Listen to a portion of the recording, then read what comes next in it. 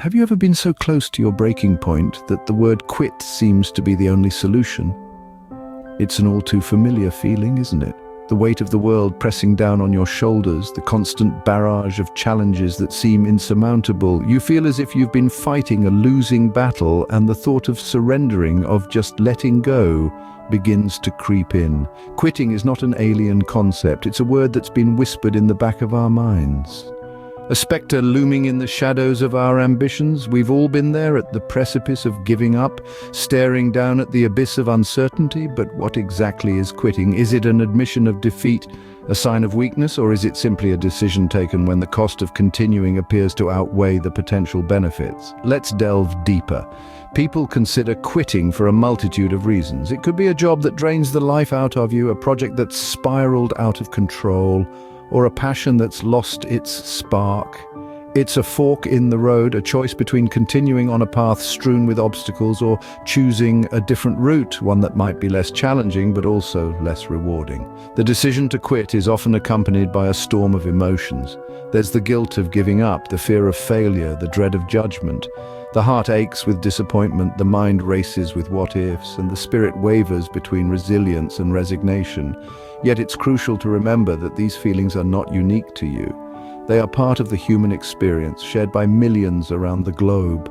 We all struggle, we all stumble, and yes, we all contemplate quitting at one point or another. So the next time you find yourself on the brink of giving up, remember you're not alone. You're part of a vast community of dreamers, doers, and fighters, all grappling with the same question of quitting. But what if I told you every successful individual you admire today has been at this crossroad before? Let's take the journey of J.K. Rowling, the author of the globally beloved Harry Potter series. Long before the world was charmed by the magical world of Hogwarts, its creator, J.K. Rowling, was grappling with her own set of struggles. Life was far from a fairy tale for this single mother living in Edinburgh with a dream that seemed too big to attain. She battled depression, a condition that later inspired the soul-sucking Dementors from her books. She wrote in cafes while her infant daughter slept, juggling the roles of a mother and a budding writer, fueled by nothing more than raw passion and a flicker of hope. The manuscript of her first book was rejected by not one, not two, but 12 publishers. Imagine receiving rejection after rejection, each one a blow to your confidence. Yet Rowling held on. She believed in her story, in the magic she had created. And it wasn't just about her unwavering belief, it was about her decision to persist. Despite the odds, despite the rejections, despite the whispers of doubt that might have crept into her mind, she chose to keep going. She chose to keep writing, to keep pitching, to keep believing.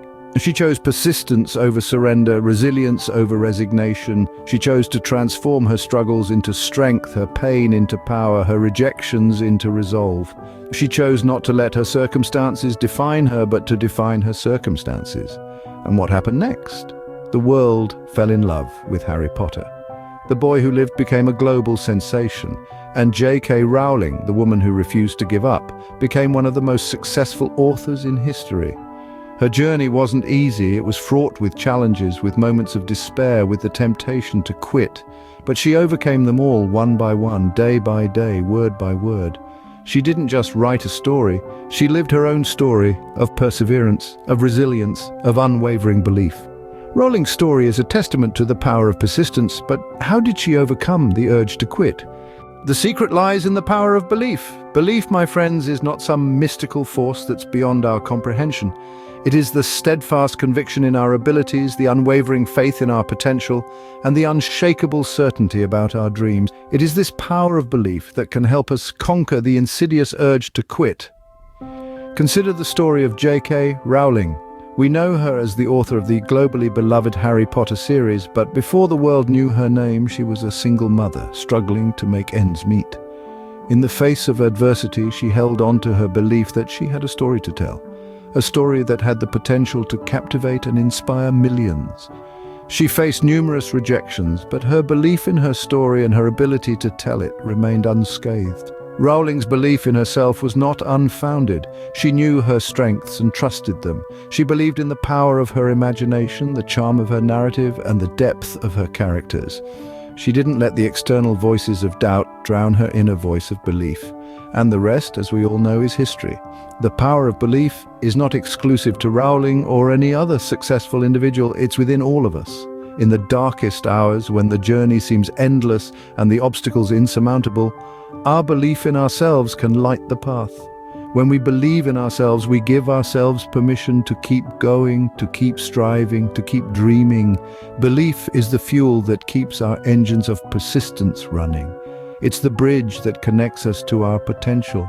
It's the armor that shields us from the arrows of doubt. It's the beacon that guides us towards our dreams.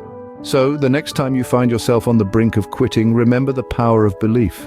Remember that you have the ability to achieve whatever you set your mind to. Remember that your belief in yourself can move mountains. Remember, your belief in yourself is your most potent weapon, but what else can help us stay the course? Another critical ingredient in the mix is resilience. You see, life is not a straight line, it's more like a roller coaster ride, with its ups and downs, twists and turns. And just like a roller coaster, it's the low points that give us the momentum to reach new heights. This is where resilience comes into play.